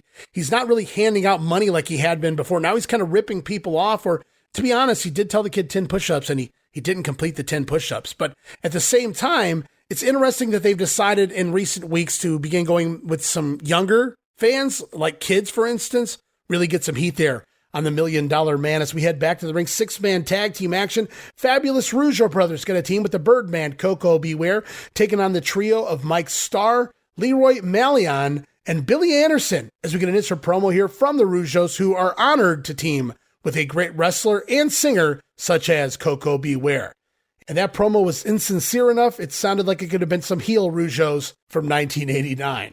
As the match gets going, the Job Guys attack, but to no avail. Great leapfrog jumping spot here by all three of the faces on Billy Anderson while he's caught in the ropes. And then from there, Koko B, Ware going to get the shine here with a slingshot sunset flip, a really high drop kick, and a double flying back elbow also, along with partner Jacques Rougeau. And then from there, it's a triple drop kick from the babyface side, and Koko going to deliver the Ghostbuster on Malion, going to get the win in 2 minutes and 16 seconds. As we're off to a very brief clip of Bobby Heenan going to put over Bing on the cover of the latest edition of the WWF magazine, just another way to shill the magazine. And of course, this month, Bobby Heenan's face on the cover. And speaking of Bobby Heenan, back to ringside, Bobby Heenan going to escort out Ravishing Rick Rude for an upcoming match with Jerry Monty, but Rude is not alone. Along with him It's the mighty Hercules, Harley Race, and King Kong Bundy, all accompanying to ringside as Bobby introduces also the return of Andre the Giant. And kind of odd, Bobby keeps referring to this as the entire Heenan family. I wrote, what, do the Islanders not count, Bobby? Nevertheless, Andre the Giant making his way down to a chorus of boos yet again as he stops to shake hands with Rick Rude prior to the match and remains ringside for the duration of the matchup as well, which isn't long. We'll get to that in just a minute. But Bobby Heenan showing off his family as Andre the Giant, clearly back on TV. Meanwhile, in the ring, Rick Rude requests the men in the crowd to shut the fuck up while he shows off his junk and shit to the ladies. And then as the action gets going, it's almost immediate. Rick Rude locking Monty in the body breaker, and just like that, going to pick up the submission win in 24 seconds. And Rude, he ain't fucking around, guys, but that slingshot suplex, 100 times better finisher for Rick Rude here. He needs more of a flashy move, and we're months away from the Rude Awakening neck breaker. So the body breaker it is for the interim here, as we're off to a quick promo from Larry Klein, who is the producer of American Bandstand. American Bandstand in 1987? I guess. He assures us, people, that this album, this Piledriver album, it's not a novelty act, but rather just a great album. And I concur, for the most part. Although I guess you do have to love the wrestlers involved. As up next, we go back to last week. Remember, it was the Macho Man winning a squash match last week here on Superstars, but during the matchup, it was the Honky Tonk Man in an insert promo claiming to be the greatest Intercontinental Champion of all time, better than everyone else, prior champions included, and thus that would include the Macho Man Randy Savage.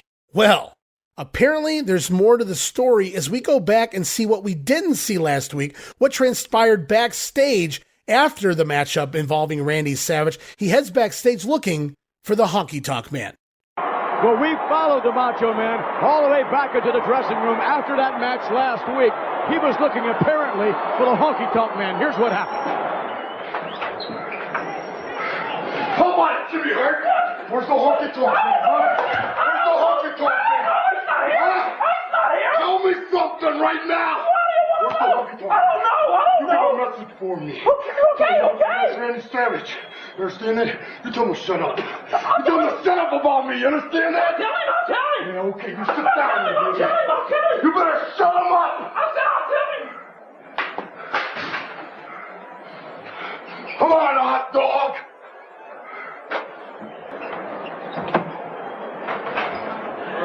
He can't do this. Who does he think he is? I'll tell the Honky Tonk Man you're going to be sorry. I promise you this. If Honky Tonk was here, you wouldn't do this to me, Randy Savage. I'll tell you that right now. He wouldn't do this to me. I'm telling you. Look at my glasses. Look at my glasses. Look at my outfit. Look at my outfit. You're going to be sorry.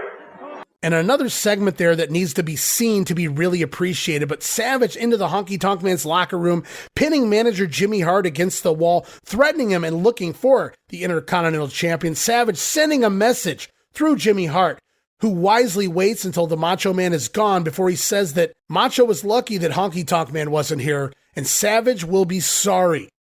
Savage stormed off, referring to the Honky Tonk Man as a hot dog, so Savage in search of Honky. And dig those wild eyes in this segment, guys. Macho unhinged. Scary looking into the eyes of the Macho Man Randy Savage. And great little segment there as Savage has now responded himself to the comments made recently by Honky Tonk Man, and he looks none too pleased. I wouldn't want to be the IC champ right now. And speaking of the IC champion, we're off to the ring to see the Honky Tonk Man in action against Steve Gatorwolf here as Jimmy Hart shouting stereotypical Native American war cries through his megaphone throughout this matchup, and it's the shake, rattle, and roll neckbreaker going to get the quick win for the Honky Tonk Man, as this matchup made for a constant sell job on commentary all throughout the matchup in regards to this pending upcoming Savage Honky Tonk Man feud, and I can't wait, guys, as we're off. Then back to the ring, more wrestling action, going to see the natural Butch Reed slick in his corner, taking on Sivi Afi, as there's more talk of the Piledriver album. They bring up this time Jive Soul Bro. Ventura asking McMahon at one point, what does he make of the song Jive Soul Bro? Vince responds, it's a little too funky for me, pal. I wrote LOL. Only Vince. As for the matchup, the definition of methodical here is the Naturals offense. Slow and plodding does not always win the race. Afi back with some quick offense, but he leaps into a Reed power slam, and then from there, it's the Natural with a top rope clothesline, going to score the win in 3 minutes and 5 seconds. As we're off to Update and Craig to George, we're going to hear from the returning superstar Billy Graham. We followed him through the hip surgery. We followed him through rehab. We followed him back to the ring. We're even following him here as he's gotten the better of Butch Reed in recent weeks. We're going to hear now from the superstar. Superstar Billy Graham is on the comeback trail. Superstar Billy Graham has did his thing, been knocked down, been cut down, but I've been resurrected. I will not be restrained. I will be not contained. I have defied gravity. I defied belief. Superstar Billy Graham is on top of his game, and the future is mine. The Pythons are back. And there it is. The Pythons are back. Billy Graham back in the ring, back in action, feuding with the Natural Butch Reed. At least for now, as we got one more match here on Superstars this week. Tito Santana, Rick Martel. It's Strikeforce taking on the Shadows. As we get an insert promo randomly here from Billy Jack Haynes, of all people, putting over Strikeforce as his favorite team in the WWF. Haynes also putting over Girls in Cars. I wrote WTF. That was Bizarro World. Listening to Haynes put over Strikeforce, and more so, Girls in Cars. As for the action, solid TV squash here this week. Shadows get a little bit in before they miss a middle rope elbow drop, and it's a hot tag to Martel, and then eventually Tito in with a flying forearm. Going to pick up the win for Strikeforce, 3 minutes and 23 seconds. And as a duo, Strikeforce as solid as they can be in the ring, but the response just isn't the same. Tito is too established for the youth gimmick they were going for here. Nevertheless, that said, Strikeforce still the best babyface team going at this point, by my estimation anyway. So that concludes this edition of Superstars, and with Survivor Series and multiple Saturday night's main events looming, Andre the Giant is back. The Macho Man Honky Tonk feud is brewing, Bigelow making his debut in the ring, Ted Dibiase a bigger ass than ever as the WWF finally begins to recover from that post-WrestleMania 3 doldrums, and at just the right time. As we move on to September the 13th in Wrestling Challenge, tape back August 25th, San Francisco, California at the Cow Palace. Gorilla Monsoon, Bobby Heenan on commentary here as we head off to the ring for Superstar Billy Graham, taking on Tim Patterson. And Graham with his tights pulled halfway up his stomach, hiding that gut there as the Superstar. As Bobby asks the Gorilla, is Tim Patterson any relation to Pat Patterson? Gorilla Monsoon highly doubts that, as Graham channeling his former Kung Fu gimmick, doing a double thrust chop, complete with Kung Fu action grip, and the bear hug gonna score the win here for the Superstar, 1 minute and 44 seconds, and then post-match, Billy Graham refusing to release the hold, having to be warned repeatedly by the official before finally releasing the hold. Some may make a joke he was using Patterson to keep himself upright. I said some would make that joke, myself not included. And so I can respect what Vince is trying to do here for Graham, the same thing that Dusty Rhodes did in 1985 for the Superstar all throughout the year there in Jim Crockett Promotions, showing their appreciation by giving Graham a job and trying to work around his flaws at this point. But Graham was already pretty rough by 1985, but after his injuries and that hip replacement surgery, everything that happened to him in 86, early 87, he's nearly immobile here. He can't take an actual bump in the ring, and they do their best to hide how he gets around the ring, but it's obvious he's struggling. And the crowd, they simply don't care enough to even make this worthwhile for the Superstar. He's getting a reaction, but not a huge reaction, if you know what I mean. So I respect the man's body of work. I love Superstar Billy Graham, but there comes a time where you have to protect certain people and their egos from themselves. And this is one of those times. Superstar Graham needs to be removed from the ring, and it can't happen fast enough. And I mean no disrespect by any of that. As we roll on, it's time for Demolition to step in the ring. Axe and Smash managed by Mr. Fuji, taking on Pete Ketchum and Ricky Attacky. And Demolition still rocking the original theme, which will soon change to the version with lyrics from Rick Derringer, courtesy of that Piledriver album, as the demos will get you. And as the action gets going, Ketchum taking the beating first, followed by poor Ricky Attacky here. Nasty clothesline by Smash, and then the Demolition decapitation. Going to get the demos a win over Attacky, 3 minutes and 8 seconds. And it was demolish and destroy per the usual here for Demolition. And it really never gets old, does it, guys? But they've got their act down just about pat by this point, and they need something more to do. And I guess it can be hard with the Bulldogs out and most of the other babyface teams being half their size. Of course, Strikeforce already dealing with the Islanders and soon the Hart Foundation as well. But we need something for Demolition, and it's coming, guys. I didn't say it was the best option, but again, it'll be something for Demolition. Stay tuned as we roll on. Me and Gene Okerlund standing by with the Junkyard Dog. All right, there are a lot of things popping right now in the World Wrestling Federation. I think that's understated. A lot of things happening. Junkyard Dog, come on in. A pride and joy of the Southland, and certainly one of the great ones in the World Wrestling Federation. I've got to compliment you. You have turned it all around. You've been up at the top, you've been down at the bottom, and now you're on your way back up again. Well, the thing about it, Mean Gene, sometimes you travel that long road, you know, you make the big money.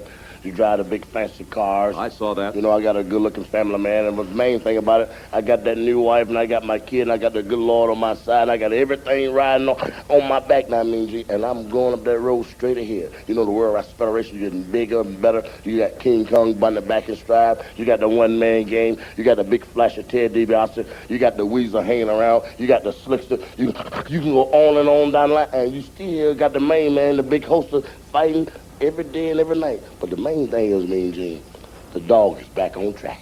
The dog is back on track. There you go, there you go. There's another guy that I'd like to bring up to you. He is the natural Butch Reed. He's managed by Slick.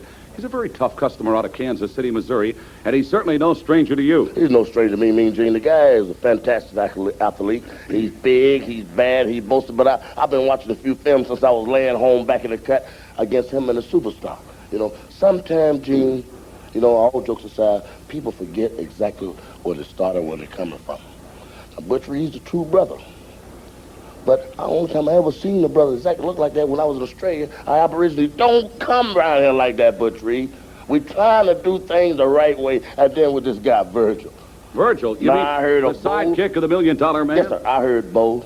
Pete, sometimes they call you boy, sometimes they call you Roy, but no Virgil. But I know Ted's problem. He's trying to compensate for that beautiful wife he lost and bought himself one Virgil. All right, I thank you, Junkyard Dog. We're right back. So JYD back on track, thanking the good Lord above and talking about his wife and daughter. Even brings up the natural Butch Reed here. He calls Reed a true brother from way back, but at some point he forgot where he came from, likely in reference to that bleach blonde hair and everything else going along with the natural gimmick. Then a really odd comment here about the $1 Million Man. Ted Dibiase acquiring Virgil to replace a spot in his life now that his wife left him. I wrote, wow, that was deep and personal.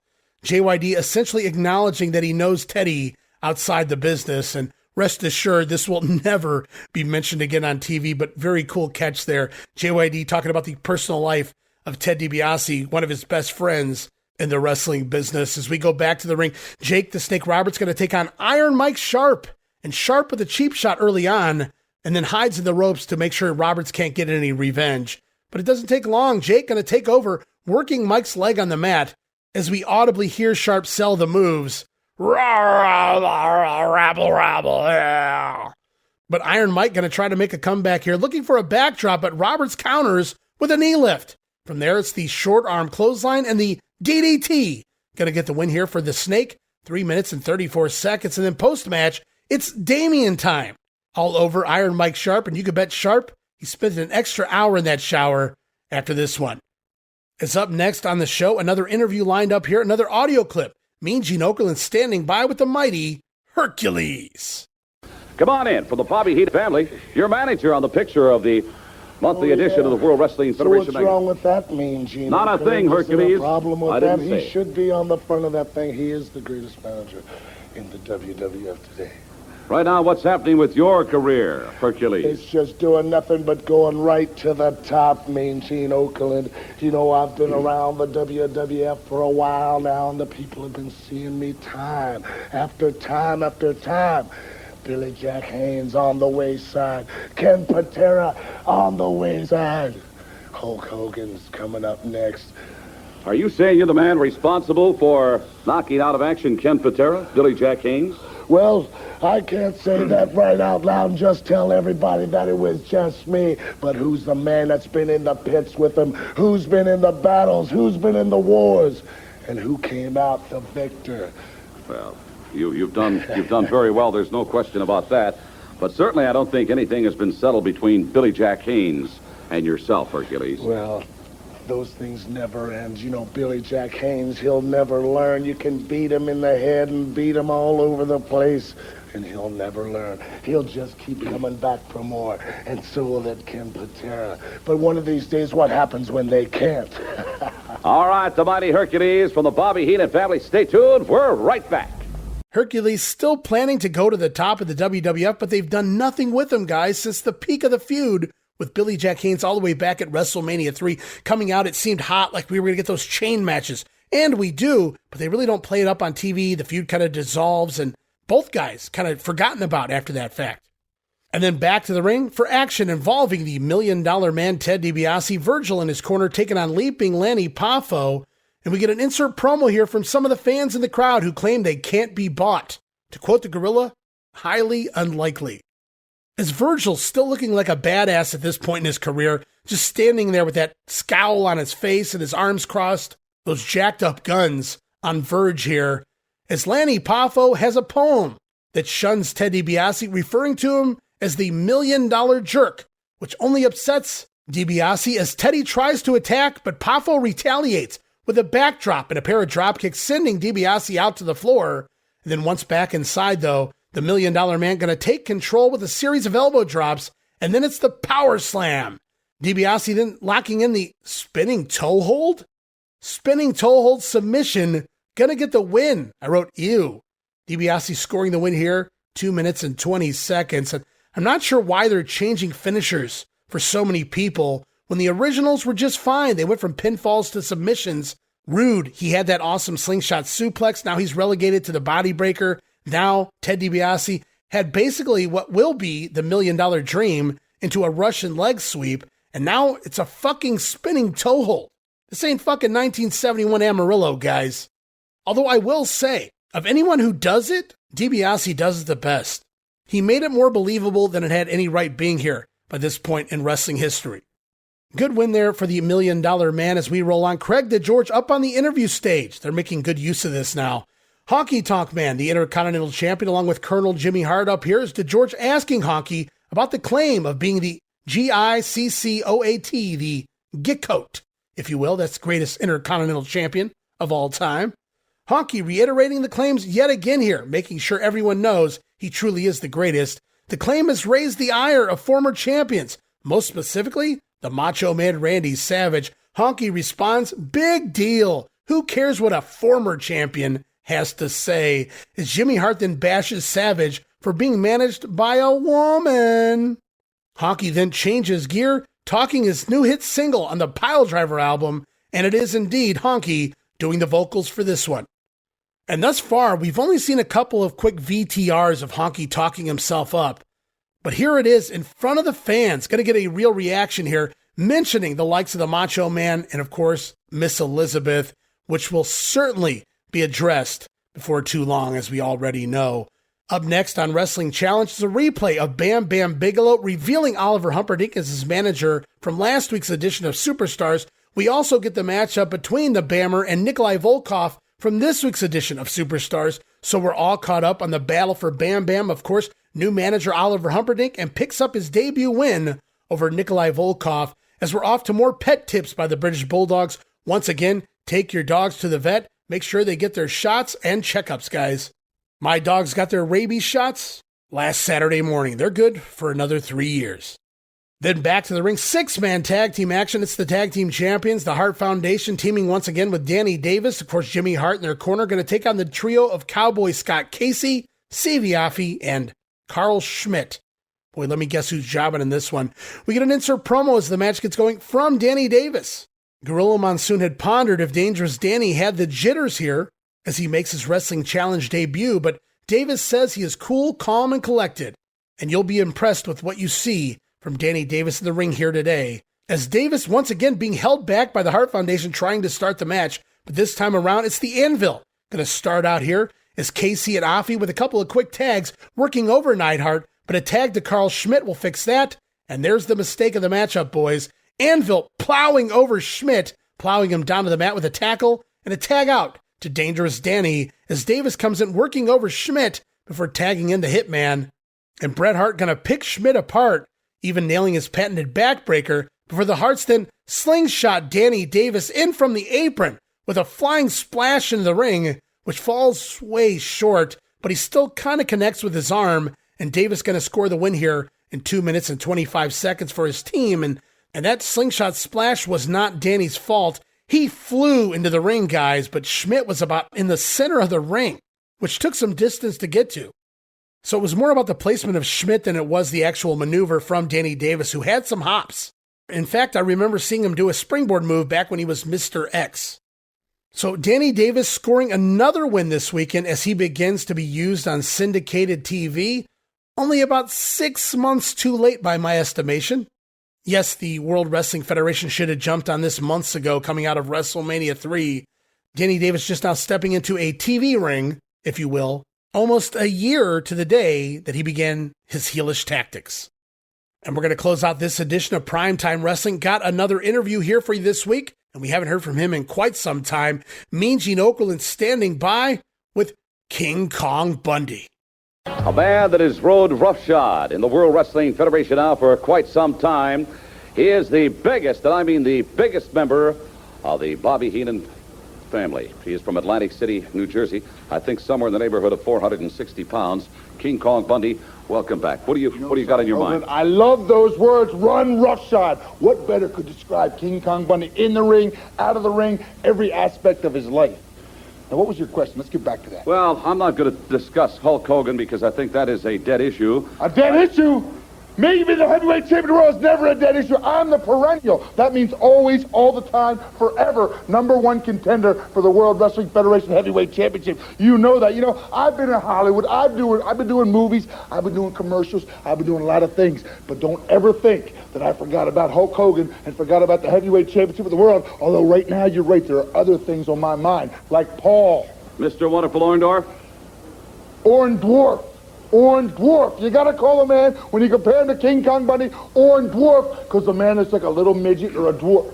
Don't think for a minute. I said midget, I didn't mean any offense to you, Gene. No, can I just bring something up here? I think it's sour grapes on the part of you and every member of the Bobby Heenan family. It's no secret that Bobby the Brain Heenan was fired by Mr. Wonderful Paul Orndorff. He's through with Heenan.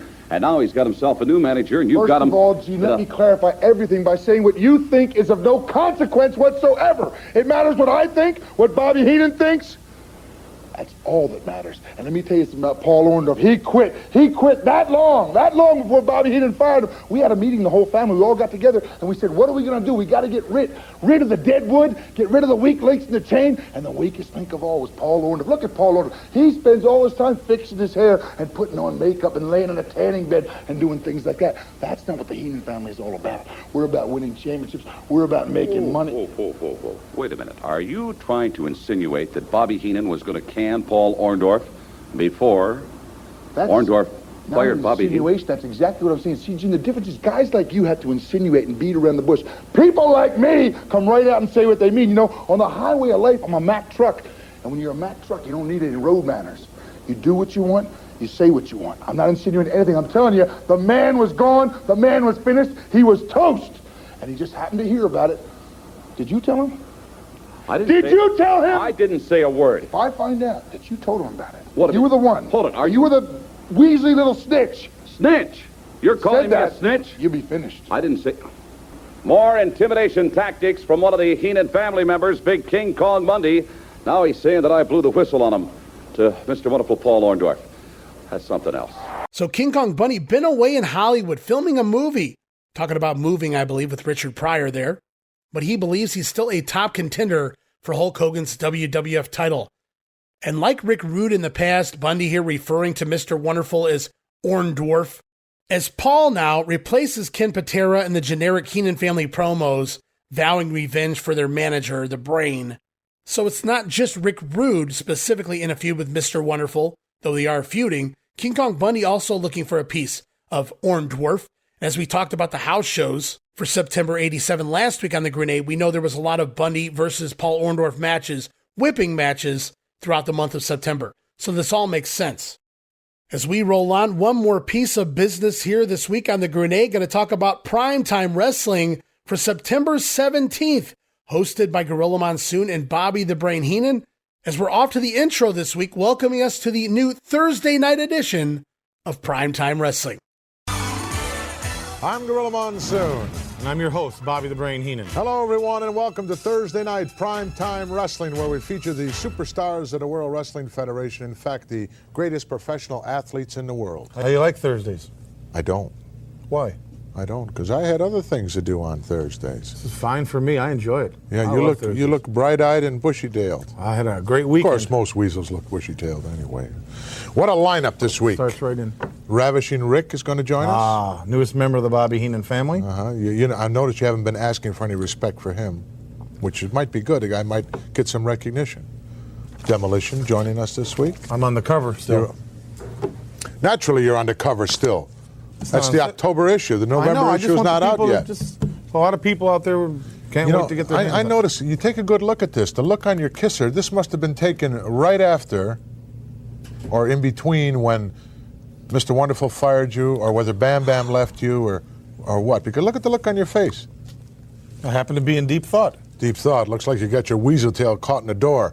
And there it is, Bobby Heenan admiring himself on the cover of the new WWF magazine. Gorilla Monsoon mentioning the confused look of the Brain on the cover. Doesn't look too happy there, as Bobby Heenan exclaiming to be in deep thought. I thought that was fun. His primetime has been moved from Mondays to Thursdays now, all thanks to Bobby Heenan. And as primetime goes on, we have an upcoming Leaping Lanny Poffo match. But before we get to it, Bobby Heenan has some fun comments about the resident poem laureate. Leaping Lanny Poffo, the poet laureate of the World Wrestling Federation, always an outstanding individual, and in for a tough evening in Madison Square It's never occurred to him. Every time he goes out there and reads one of those lousy poems, somebody They're not wipes lousy poems. Kicks his butt all over the mat. Maybe if he didn't read one of those poems, he'd stand a chance. Never occurred to him, though, has it? Why are you always down on everybody? Okay, I'm sorry. I won't be down on... An apology, a rare occurrence. Right now, let's go to Madison Square Poems are worse Garden. than I thought. Oh. So true, Bobby. So true. Been saying that for months, guys. Maybe they wouldn't kick your ass so hard, Lanny Poffo, if you didn't roast them 10 seconds before the bell. As primetime continues on, talk of the ongoing issues between the Macho Man Randy Savage and the Intercontinental Champion Honky Tonk Man.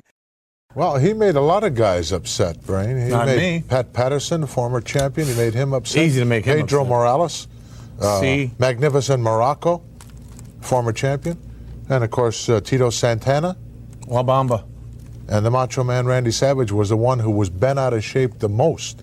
And I don't blame him. Here's a guy that's only held the title for a few months, and all of a sudden he's claiming to be the greatest Intercontinental champion of all time. You can see greatness in the man. I mean, all those other guys were great champions, but Honky Tonk can sing, he can dance, he can do it all. I'll he can tell do you magic. how bad Savage feels about this. Let's go to this special piece of footage. I'll tell you that right now. He wouldn't do this to me. I'm telling you, look at my glasses. Look at my glasses. Look at my outfit. Look at my outfit. You're going to be sorry. Colonel obviously upset. Man, sitting in the dressing room, relaxing. Here Savage comes in, puts his sweaty meat hooks on the man. Well, outweighs a man by 100 pounds. Don't you think that the Colonel has anything to do with what comes out of the mouth of the Honky Tonk Man? Well, then do it to somebody. If you got guts enough to walk in a man's dressing room, you could go right up to the Honky Tonk Man. He was looking for him. Oh, he knew Honky Tonk wasn't there. Good thing you're not managing the Honky Tonk Man. So Gorilla mentioning that things have changed in recent weeks because it was the Macho Man who was the first man out to congratulate Honky Tonk on becoming the new IC champion. But Honky, with his comments as of late, has made a lot of people angry. Pat Patterson, Tito Santana, the list goes on. And greatest IC champ of all time? He's been the champ for a couple of months. What has he proven? And then we heard it earlier on an episode of Superstars. I condensed it down here in between these sound bites. But Savage warning Jimmy Hart, you better shut up, the Honky Tonk Man, and shut him up now. Savage storms off looking for the hot dog, aha! As Bobby Heenan then claiming that the Macho Man, he knew that Honky Tonk Man wasn't in the dressing room. Classic heel stuff there from the Brain, as it has become evident, guys, a clear change in the direction on commentary, with Bobby Heenan now bashing Randy Savage. Meanwhile, Gorilla Monsoon siding with the Macho Man. So fun developments in the Macho face turn here this week, all throughout all of the WWF programming, and I wouldn't want to be the Honky Tonk Man moving forward. And all right, guys, we're going to close out this week's edition of Primetime Wrestling with a few different one-liners from Bobby Heenan over the course of the show this week. The first one I found funny is Bobby commenting on the team of Outback Jack and Special Delivery Jones, and then a couple of zingers about Mike McGuirk. Humpty Doo and Antigua make an interesting combination. Yeah, like peanut butter and gin. That's a nice combination, too. Yeah, are you being facetious now? No. As usual. Almost had it. Deep trouble. Honky Tonk Man, in fact, in deep trouble.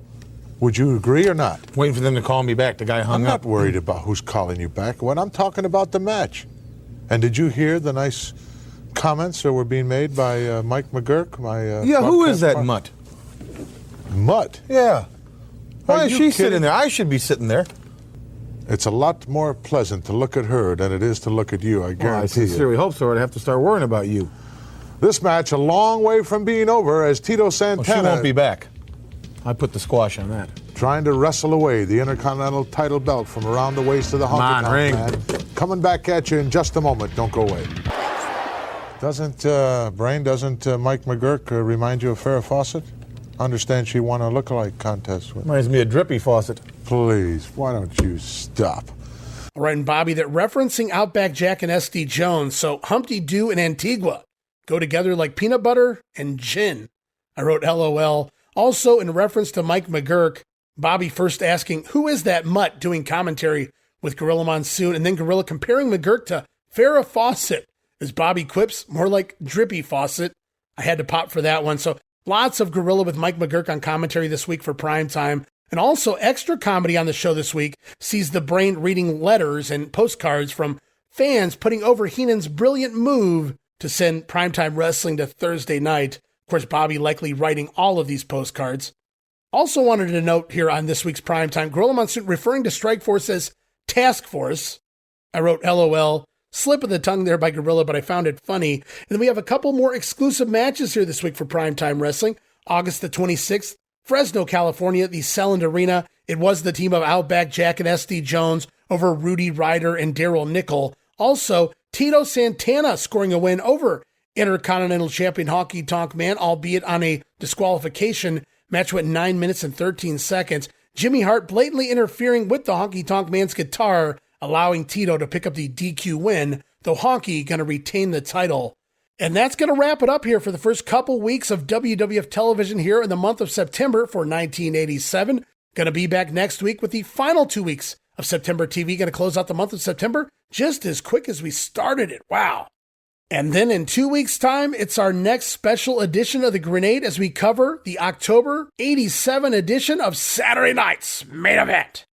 Can't wait for that one. So I want to thank you guys for listening again here this week. Again, I do apologize if my voice is a little nasal sounding here this week. Blame it on the allergies. That's all I can do. I should be back to full go here by next week. And another Grenade in the books, just 6 episodes away from hitting that milestone of 100 episodes of the Wrestling Memory Grenade. But man, what fun we've seen so far heading into the fall season. Bam Bam Bigelow has arrived. Ted Dibiase really getting himself over as a top-notch heel. It's safe to say that the Macho Man has now taken notice of the Honky Tonk Man. The tag team scene looking really fun right now. Strikeforce, Demolition, Hart Foundation, the Islanders, and Andre the Giant back in the World Wrestling Federation, which means look out Hulk Hogan. And remember, guys, we're just a couple months away from the inaugural Survivor Series pay-per-view coming up at the Richfield Coliseum in the month of November. But for now, we're going to wrap it up here this week on The Grenade. Going to be back next week. More September WWF television. Going to finish out the month. Everything leading up to the upcoming Saturday night's main event, featuring WWF Champion Hulk Hogan taking on Sika the Wild Samoan. But the one everyone looking forward to, it's the Macho Man Randy Savage challenging the Intercontinental Champion, the Honky Tonk Man, in a huge angle that's going to shake the World Wrestling Federation at its foundation. Yes, that's right, an angle that's going to trigger so many different things. It's going to be what the World Wrestling Federation becomes over the course of all of 1988 and well into 1989 as well. You just have to wait and see what I mean when we get there. But for now, guys, again, another reminder, head over to WrestleCopia.com or any of your favorite podcast streaming apps. Listen to some of the other podcasts including Monday Warfare, talking about the entire Monday Night War now in the month of August in 1996. The NWO has arrived. Also listen to the Regional Wrestling Podcast. Got 2 projects going on right now over there, talking Georgia 1981 as well as the Mid-South Wrestling in 1986. Fun times with both guest co-hosts Jamie Ward and Roman Gomez. Again, you can listen to those shows right now as part of WrestleCopia.com and the WrestleCopia Podcast Network, and of course, anywhere your podcast streaming needs are met. Also, follow me on social media. You can follow me on Twitter at Wrestling Grenade. That's at RASSLIN Grenade. Follow and like me at Facebook.com/Wrestling Grenade. You can also find me there on Facebook under Ray Russell as well. And also be sure to subscribe to my YouTube channel, YouTube.com/Wrestling Grenade. And certainly last but definitely not least, I'm talking that $5 all access tier over there at Patreon.com/WrestleCopia. That address again, Patreon.com/WrestleCopia. It's $5, guys. Going to get you all sorts of goodies, including all of my insanely detailed show notes for 3 of the shows here at WrestleCopia, talking the Grenade, Regional Wrestling, and the Monday Warfare podcast. Plus, you get early access to many of the shows, remastered versions of the earliest episodes of the Grenade, digital downloads, Patreon exclusive watch-along episodes, bonus video drops, and so much more. You guys get all of that for just $5. No subscription, cancel anytime. Give it a try. I think you'll love the content. And every penny of it goes right back here into helping me keep the WrestleCopia Podcast Network up and running for years to come. And now with all of that out of the way, time to say goodbye, but I will be back next week. More WWF 1987 right around the corner. So until then, this is Ray Russell saying, from pillar to post and coast to coast, you pull the pin and I'll pick up the pieces right here on the Wrestling Memory Grenade. I'll see you next week. Don't miss it. Be there!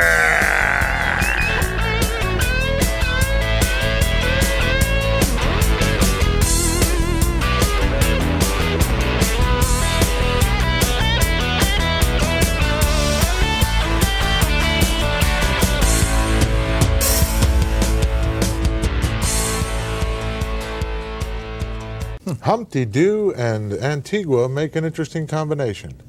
Yeah, like peanut butter and gin. It's a lot more pleasant to look at her than it is to look at you, I guarantee you. I sincerely hope so, or I'd have to start worrying about you. Brain, doesn't Mike McGuirk remind you of Farrah Fawcett? Reminds me of Drippy Fawcett. Please, why don't you stop?